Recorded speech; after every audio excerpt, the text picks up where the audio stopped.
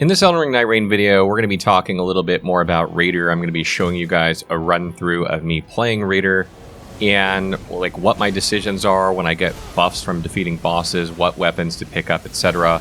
in an attempt to help you guys make better decisions about what you're doing, and also just because it's kind of fun to watch. Before I get into the run itself, though, I want to talk a little bit about Raider, a couple more tips when talking about specific things about him. We have a proper guide on him and things like that, and best weapons for him. But the first thing I want to mention is that the starting weapon on Raider is pretty weak, in my opinion. I do not build around the starting weapon unlike I do for maybe Duchess or Iron Eye, simply because you can generally find a better weapon quickly when you're playing as him, and he has a wider weapon pool. There are lots of colossal weapons, great axes, great hammers out there, and colossal swords for him to use, so I don't think it's worth spending the time to set up a starting weapon that you're probably going to switch out anyway. The next thing we're going to talk about is dual wielding versus two-handing, why you should maybe dual wield two of the same weapon, like two colossal swords or colossal weapons, great hammers, great axes, etc. I find that dual wield works very well against mobile bosses where you have to like run to them and then you only get like one attack before they move or you're out of stamina. And this can give you your best bang for your buck in that case. You run, jump, attack, you're out of stamina, they move anyway, and you kind of repeat this. I like it for that. Dual wielding is good for stance breaks. If you want to jump attack like big bosses and things like that, you can also do that. But it drains a lot of stamina, and I find at lower levels, it's very difficult to use effectively and still have lots of stamina. So unless you like invested a lot in endurance in your relics, or you've gotten some stamina buffs, it can be kind of hard to do that at lower levels. But I think there is a case to be made for it. But I generally find that dual wielding is best for like really mobile bosses where you only get like one hit in. I like two-handing early on because it consumes less stamina and allows you to attack more before draining your stamina. And also, if you have like a good weapon skill on your weapon, like you'll see in my gameplay that I have a phenomenal weapon skill, so I'm using that a lot in my gameplay. So I don't really need to two-hand attack because I'm spending all my FP and stamina on that attack. There's a case there, like if you have one of those, that you probably don't need to dual wield. So when it comes to selecting a weapon, Scarlet Rot is always the priority, and there are more like colossal weapons, larger weapons that have Scarlet Rot on them than probably other weapon groups in the game. So it's a little bit easier to find one when you're playing Raider. The next thing I look at is what is the weapon skill. A lot of the weapons, colossal swords, etc. have similar damage in terms of what they can do. So really what's going to distinguish them, next, besides whether they have Scarlet Rot, is what's their weapon skill? Is it a good weapon skill? Can you really use it? Is it not a good weapon skill? So that's something to factor in. Another thing I take a look at, kind of almost in tandem with weapon skill, is how long is the weapon? And this is not something you can really see before you pick up the weapon, but it's kind of knowledge-based, based on previous experience with Elden Ring or playing this game.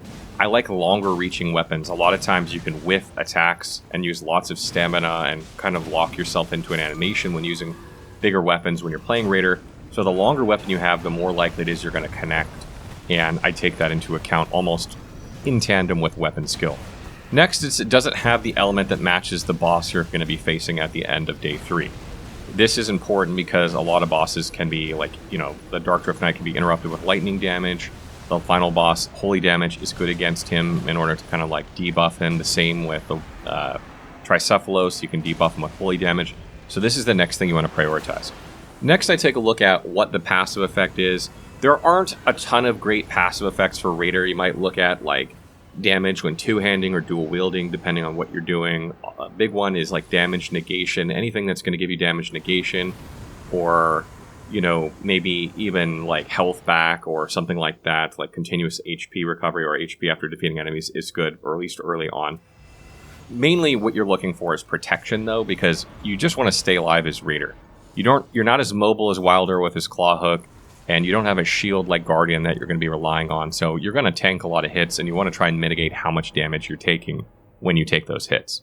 When it comes to relics, I don't find that I like a lot of Raider's class relics. Like, there are some good ones, but generally speaking, most of them are not ones that I find useful. Like, his ultimate can be a boon, but it can also be bad for ranged characters in your group, so like making it so you can use it more often isn't always good for your group, although it does give you invulnerability when you use it and buffs your damage and can AoE, so you could build that way. But what I like is post-damage health recovery when you attack after you get hit, because you're trying to get hit on Raider to charge up your character's skill, being able to replenish that health immediately, or you're going to swing through attacks a lot of time because you have high poise or hyper armor, and you will be taking hits when playing Raider, so being able to just gain health back from attacking is really strong. Additionally, I do like the character skill that allows you to buff your attack power and stamina recovery when you take damage when using your character skill. This, I think it increases your attack power by about 10%, and stamina recovery seems to be pretty fast as well. And stamina recovery is super important. It's more important than the damage, actually, because a lot of times what prevents you from attacking on Raider or rolling out of the way of an attack is because you have no stamina left, because you've drained it all from either your dual-wield attacks or your jump attacks or whatever. So getting stamina recovery is really strong. Another one that I really like is increased damage after taking damage. You, again, are taking damage constantly. I don't tend to prioritize doing damage on Raider. Obviously, you're going to deal substantial damage, and you're trying to deal as much as you can. But again, trying to stay alive is always important. But this is a good way to get some easy damage, so if you have one of these on a good relic, it's worth slotting in there. And the other two things I look for are Vigor and Endurance. Vigor is just really strong, giving yourself more health so that you can absorb more hits before having to back away and heal, or before having to duck out of a fight. And you can just keep swinging away, keeping a boss on you, or maybe stance break it with one more swing.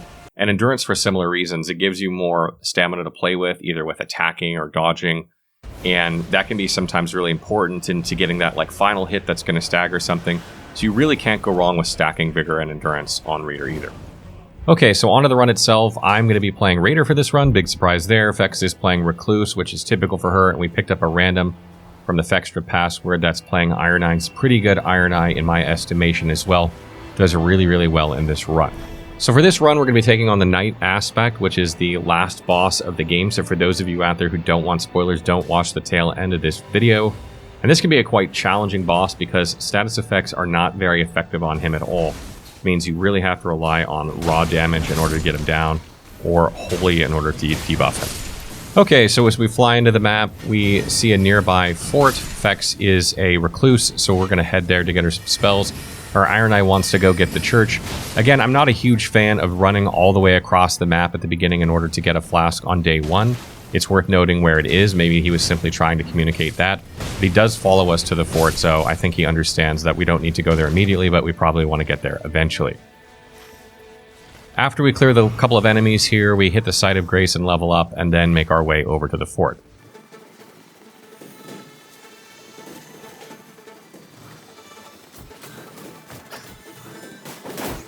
So once I get to the top of the fort, I kill a couple of enemies really quickly before I take on the boss, and I punch him straight away. This knocks him down, opening up a huge window to just deal damage with an R1 attack chain, which is a unique chain for Raider. He has a unique chain with colossal weapons.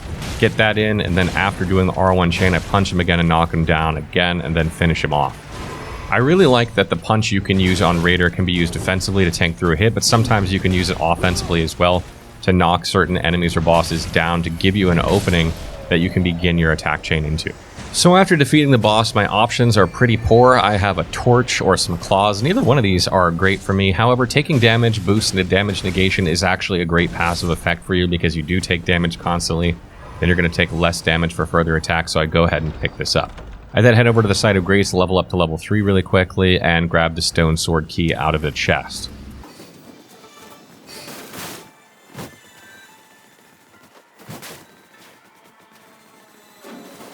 So then Fex pins a nearby Miranda flower that she saw on the way to the fort, and I normally don't take on field bosses this low level, but this is one of the easier ones. There are a few that are pretty easy, like Leonin Misbegotten or the Lion, Elder Lion, that you can take on day one. There's probably a couple others as well, even if you're this low level.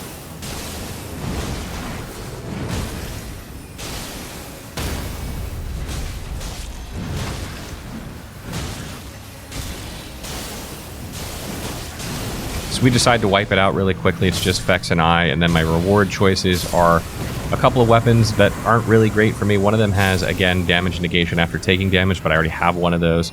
So I just go ahead and pick up the stamina recovery, because you really can't have enough stamina or stamina recovery when you're playing this class. Fex then also drops me a Cold Giant Crusher with Chilling Mist on it. I don't really want a status effect on this one. I would rather have more raw damage on it, but it's not bad to have, so I do use the status effect periodically.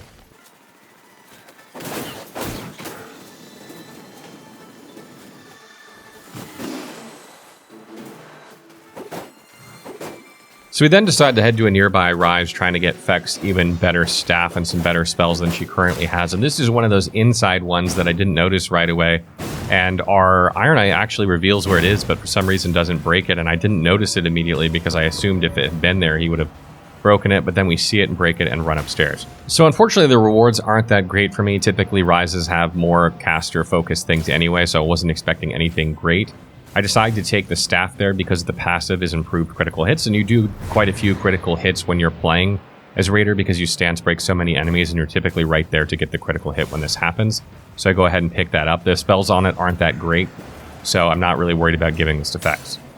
So then we head over to the nearby Great Church in order to fight the Mausoleum Knight. I buffed with Chilling Mist for some reason, even though I remember very quickly after doing it, this guy can't be frostbitten.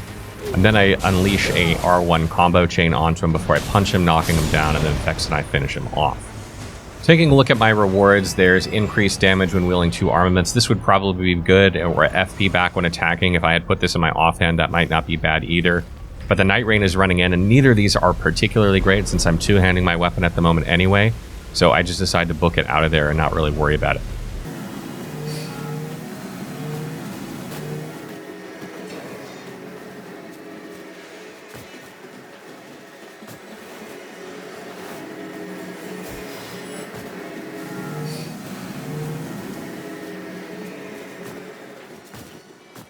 So a little bit later on, we decide to meet up in the middle and take on the Black Knife Assassin, and I buff with Chilling Mist, attack him a couple times. You can see it actually does Frostbite this boss. I was actually a little bit surprised. I wasn't sure you could, but he does have Frostbite on him. I'm trying to get an R1 combo chain on him, but I keep bouncing off the walls because my weapon is so huge. And then I decide to just punch him and knock him down, and we quickly finish him off after that. So for rewards, my options are a Jellyfish Shield. This is a really good great shield that can boost your damage, so I was really tempted to get it. And I decided to go with the Godslayer's Greatsword because it has such a fun weapon skill. I don't use it a ton throughout this run, but I do use it a bit. And it just seemed like a better option because I don't really want a cold Giant Crusher. I'd rather have some other weapon skill on it, and the Godslayer's Greatsword has a bit better of a weapon skill. So I run upstairs and I take a look at my options. The Pearl Drake Talisman would probably be pretty good since you're trying to stay alive mostly. But I do see a Magic Scorpion Charm there, and I figured this will benefit Fex more than the Pearl Drake Talisman will benefit me. So go ahead and pick that up and drop it for her. And then I open the nearby chest, and there's a Cranial Vessel candle stand in there that also has increased skill attack power on it, so I go ahead and grab this. Surge of Faith is an absolutely devastating weapon skill, making this weapon extremely strong. It also has fire damage on it, and a lot of bosses, including endgame bosses, are weak to fire. So you're going to see me using the weapon skill on this once I get a little bit higher level and I can use it effectively. So then we go out and face the Lion. I drop my ultimate on it because the Banished Knight and are both on top of me, and I'm worried I'm just going to keep getting juggled. And then I try and do a jump attack but miss, and luckily we finish the Lion off not too long after that. The Frostbite does trigger here, bursting down his last bit of health. So looking at the rewards, I can either get a straight sword that has skill attack power increase, or I can get my flasks are basically more effective in replenishing HP. And I decided to go with HP here though, but if I had known the way this run was going to go later on, I probably would have picked the skill power. But improved flask HP is still good because you have so much health when you're playing on Raider that, you know, replenishing more of it just makes your flasks go a longer way. So then we make our way to a nearby Scarab. It's casting speed, so I let Fex picks it up, but she's got 2 talismans now between that and the Magic Scorpion Charm. So she drops her Erdtree's Favor that she had equipped, and she gives it to me, which is excellent when you're playing Raider. It gives you health and stamina, 2 things you really, really want. Then I go ahead and jump up to a nearby church, get our first flask of the day finally as the Nightreign starts to close in once again. So then we head to a nearby mine. I'm probably not going to need this stone from this because I have the purple candlestick weapon and I have the Godslayer Greatsword, so this is probably likely going to go to someone else, but since everyone's going there anyway to get this stone, I decide to go in as well. I quickly Chilling Mist once I see the boss inside. I'm trying to hit him with R1s and bouncing off the side, and not long after that, I managed to kill him with Fex's magic coming in behind me. I could have punched him there, but I have it fully charged, and I want to save it for a better opportunity because that was such an easy boss. And this is one of the great things about Raider is when you have your punch charged up, You can keep it for when you need it for an opportune moment. You don't have to use it every time it's off cooldown. So we're hightailing it out of there, trying to get out of the Nightreign as it's catching up with us. Unfortunately, our Iron Eye goes down, and I'm not too far away. So I go ahead and pick him up really quickly. I almost die from the Nightreign, but I'm able to heal up. And he and I are just running for our life out of this Nightreign. Luckily, we both make it out into the end of day area because there are a couple Sight of Graces on the way that were able to top us up. And that way he didn't lose his ruins there, which could have made this fight just a little bit harder, even though it's pretty hard to die on day one.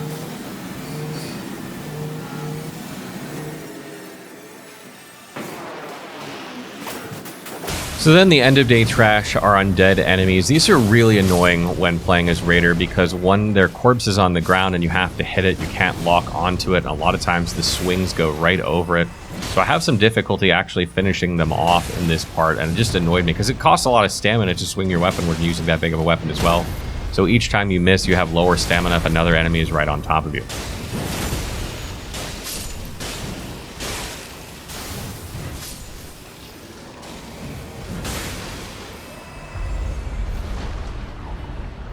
So when the end of day boss spawns, there's a lot of undead enemies. I try and get into the middle as many of them as I can in ultimate.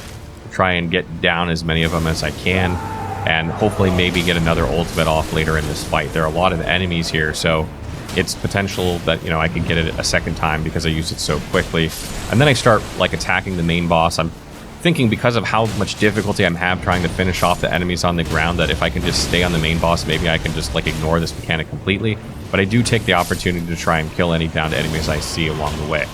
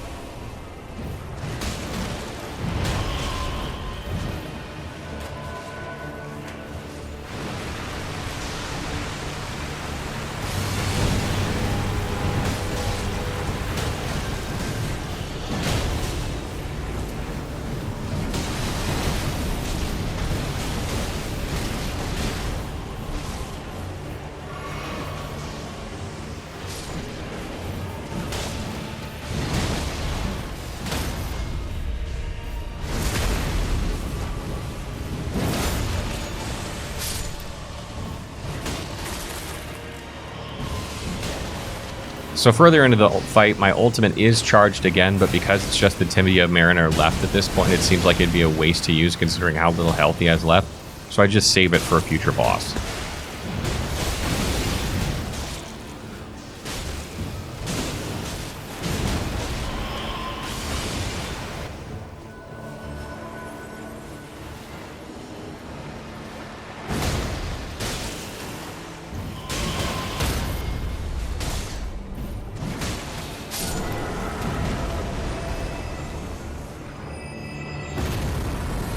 So looking at my end of day choices, none of them are good for me at all. I don't guard, so FP back's bad. I don't think anyone has blood loss at this point, so the attack power with blood loss in the vicinity isn't great, and I don't really walk much when I'm playing Raider. So I decided to take the blood loss in case like the archer gets a blood weapon or I get a blood weapon later, and maybe it'll trigger in that case and I can deal some more damage. So at the beginning of day 2, Fex had spotted a Royal Revenant not far from where we are, so I go up and engage it immediately. I use that punch I've been saving to kind of interrupt it, and then I start using the Queen's Black Flame, which is the weapon skilled on the Godslayer Greatsword. I get 2 strikes of it off, do a good bit of damage, but unfortunately he does this really fast attack combo on me not long after that, almost kills me. Luckily I'm able to ultimate at the very end before he hits me with his final hit so I don't go down. I then get a few more Queen's Black Flames into him before I run out of FP, and it does stance break him. Then the Iron Knife mark pops right after that, and he goes down. So for the end of day rewards, I decide to go with improved stance breaking. You're always trying to do stance breaks when you're playing Raider, whether you're using 2 weapons or 1 weapon. It's definitely something that you're going to want to be doing. So getting a little more stance damage with all my attacks is very, very useful. So then we see a grafted Scion nearby, and I run up and hit it real quick. I see it's going to scream, so I use my punch to kind of tank through the hit. Then I try unloading with Queen's Black Flame, but I don't connect with all of them. I miss with a couple of them, unfortunately, but I do get some damage into them.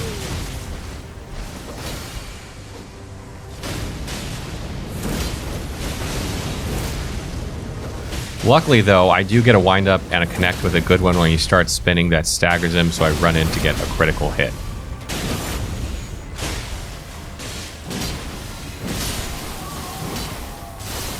So for my wards, I can get another Giant Crusher, I can get increased damage negation at full health, or I can get more runes. I decided to go with more runes because my inventory is pretty full with decent bonus weapons currently, and I don't want to try and put another one in there. And I'm not at full health most of the time when I'm playing Raider. I'm, you know, somewhere in the top 75% to 100% a lot, but I'm not always at full health, so I feel like that's not going to come in handy that often for me.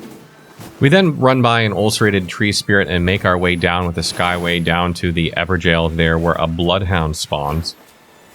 And unfortunately, I just bully this bloodhound with Surge of Faith over and over because when you use the skill, it triggers kind of like an AoE knockdown. I just keep knocking him down over and over, and he really can't do anything this whole fight, so he just gets bullied into the ground.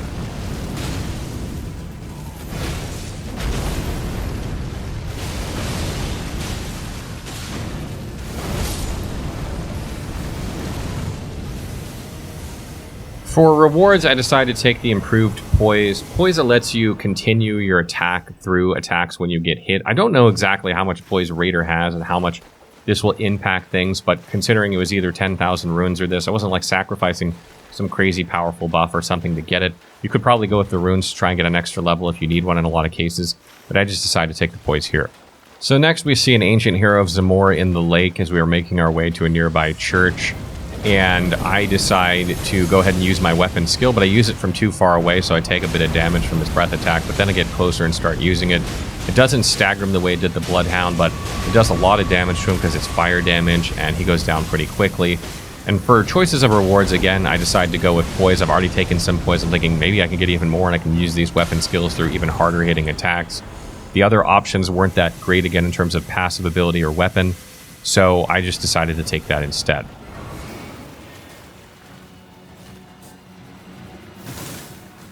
So then I get the nearby church to get herself a second flask, and we're making our way to a nearby fort in Everjail because we still have more stone sword keys.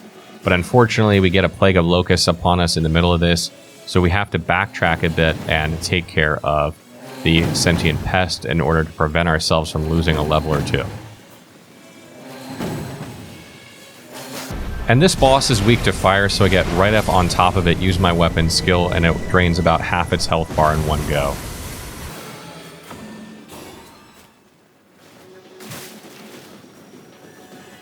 So then we see another church that's kind of over on the right side of the map. There's not too many things really to do with the Nightreign going in besides go over and get that church. We can always do things afterward.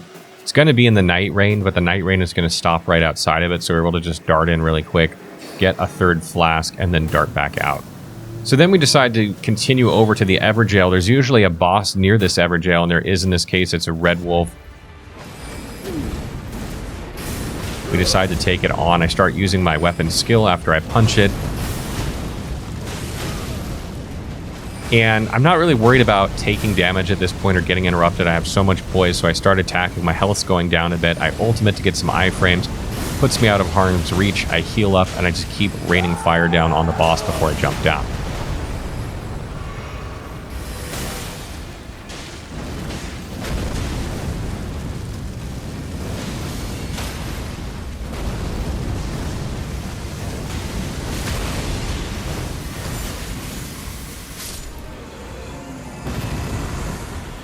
So looking at my choices from defeating the boss, I decided to take the axe that gives FP back on taking damage. I take damage a lot playing the way that I'm playing and playing Raider in general, and this will help fuel my FP in order to keep using my weapon skill, and I still have my starter weapon, so I just drop that and pick it up.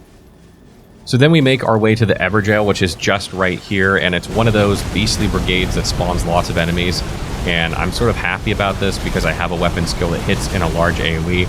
So I just start launching fire in all directions, trying to melt down the enemies as quick as I can. And you'll notice as I'm doing this, I'm healing up a lot of the chip damage I'm taking from their attacks because of the relic I'm using that heals you when you attack after taking damage. And I have so much poise that they can't really interrupt my weapon skill. so they just keep taking damage and I keep healing myself. I don't really have to worry about anything. And I'm rewarded with more stamina recovery, which is absolutely great on Raider.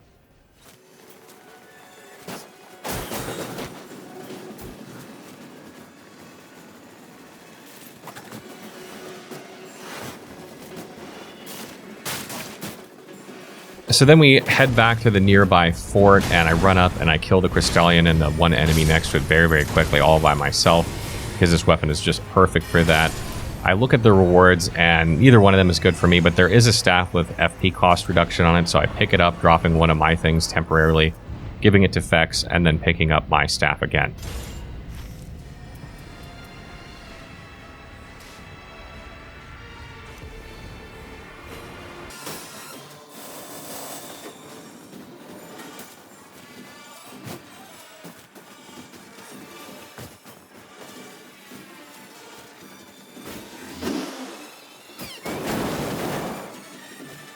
So then we make our way to a nearby Poison Ruins as the Nightreign is closing in towards the end of day. I get there before anyone, and I just go up and I use my weapon skill a couple of times to AoE down, do a swing, finish off the boss.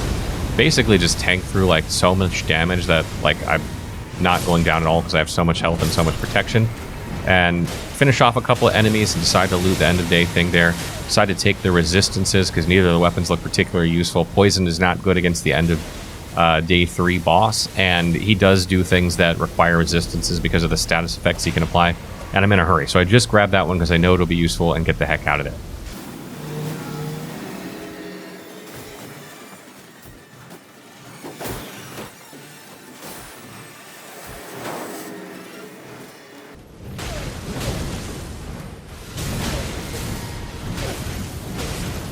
So we quickly take out the trash before we fight the end of day boss, and I'm trying to conserve my FP, so I'm not using my weapon skill, trying to save it for the end of day boss.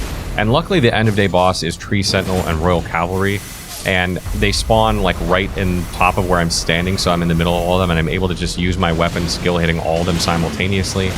Not too long after that, I ultimate hit them, standing on top of it, raining fire down before I plunge down, and both Royal Cavalry go down very, very quickly, and then we quickly mop up the Tree Sentinel not long afterward.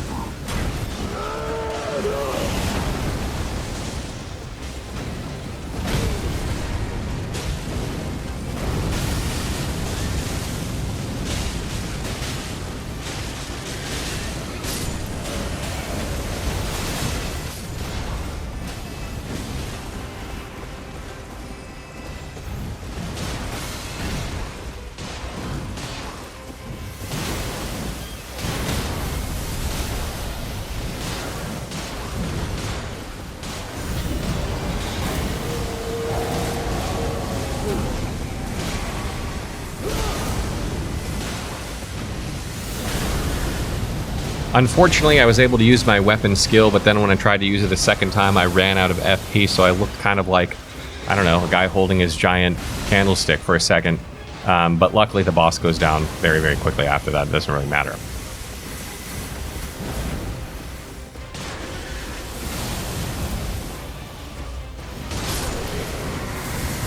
So for end of day rewards, I could get damage for affinity attack power, which wouldn't be bad for the weapon skill that I'm using. I could get affinity damage negation, which can improve my protection against damage types, which would also be very good for the last boss. Or I can get periodical giant glint blades. This is good for dealing damage and also for stance damage. And since this boss runs around a lot, these things home, it can be good because sometimes you have difficulty when playing a melee character when you're trying to chase down something, but these can home on and hit them. So you really could have gone with all of these. The damage negation is probably the most safe choice, and the periodic giant glint blades is probably second, with attack power being third, because you're really trying to stay alive more than anything, and dealing damage is kind of secondary. So as we prepare for the final boss, I drop the smithing stone for Fex so she can upgrade one of her staffs to make it stronger. I don't really need it. I have 2 purple weapons, and I'm really planning on using them during this fight anyway. And I stock up on consumables that can give me more stamina recovery, that can give me more protection, etc., so that I can stay alive a little bit more easy in this fight.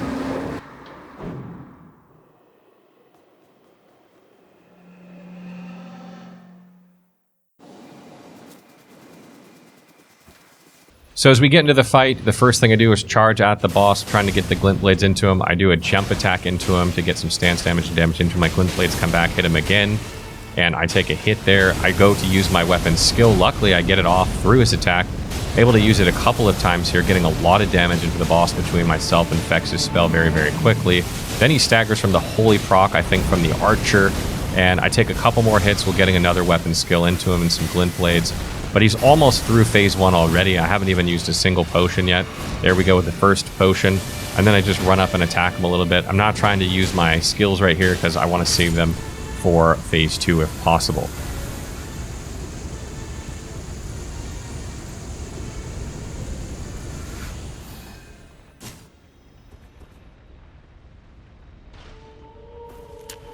So immediately in phase 2, I pop a couple consumables, giving myself some more protection and stamina recovery, and try and figure out who he's going to be locked onto, whether it's me or someone else. It's Fex. I wait for the AoEs to clear before engaging him.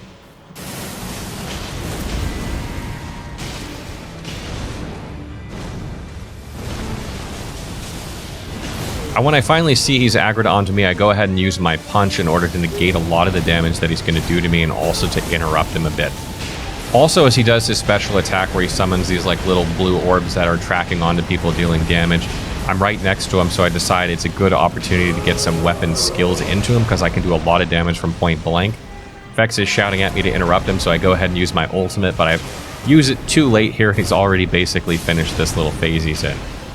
So not long after that, he lifts into the air to do his big attack. And usually what I do during this phase is I just throw a healing stone down on the ground and hold block. I'm not sure being on top of your ultimate matters at all. It disappeared in time anyway, but usually I just put a healing stone down, hold block, and I take a bit of chip damage, and then the healing stone will heal me up a bit of it anyway. So after that, I wait to see who he aggroes onto. He aggroes onto Iron Knight, and he actually gets stance broken right here, but I'm a little bit slow, and I didn't actually get the critical hit. It would have been way better had I gotten it, but I do get some damage into him. And I see that he's going to be doing damage in place here for a second. He looks like he's locked onto me, or at least the Iron Knight who's nearby, so I decide to use my uppercut once again to tank through some of the damage he's dealing and also to stagger him a little bit. And then I keep trying to use the weapon skill just because I love it so much, but he keeps interrupting me, so I guess that poise isn't working. I'm taking a lot of damage, but you'll notice I'm not dying, so no one's having to pick me up, and as long as this guy's attacking me and I'm not dying, then the ranged users in our group are free to unload into him. I have 2 of those, so even though it looks like I'm sucking, even though I'm not doing a great job, I'm at least not dying, which is a big part of playing Raider. And not long after that, I get my revenge. I see he's on someone else, so I start using my ultimate. Even though I'm a little bit outside the range that it hits, he does move into range, and then he gets hit by, I think, 3 of these attacks simultaneously, plus the range damage from Fex. So he goes down really quickly after that. So that wraps up our Raider guide. I hope this gave you some insight on how I play Raider. I think the biggest thing on Raider is not dying. Stance breaking, dealing damage is secondary to not dying. And when you're first playing Raider, the hard part is figuring out how not to die. Stacking endurance, stacking HP, stacking damage reduction, using your character skill through big hits. These things can all save you so that your teammates can unload into whatever you're fighting and you don't die. You're not blocking behind a shield like you are with Guardian or dodging with Wilder. You're usually just tanking through these things when you can. You're dodging sometimes. But learning to use that character skill is really, really important. And also note that if you wanted character skill cooldown reduction on your relics in order to be able to use your skill more often, I tried stacking 3 of them like in each slot with +3, and I think it reduced the character skill cooldown from 12 seconds to about 9, so you could use it about, 25% more often or so, something like that. And I think that's totally worth doing if you can find relics that have other good bonuses on them as well, but if they don't, I don't know if I would sacrifice everything just for that. As always, if you have other tips for Raiders out there, maybe something in the run I didn't do that I should have, or something I did do that I shouldn't have done, leave them in the comments, and if you have questions about things that happen, leave them there as well, and I'll answer them as soon as I can.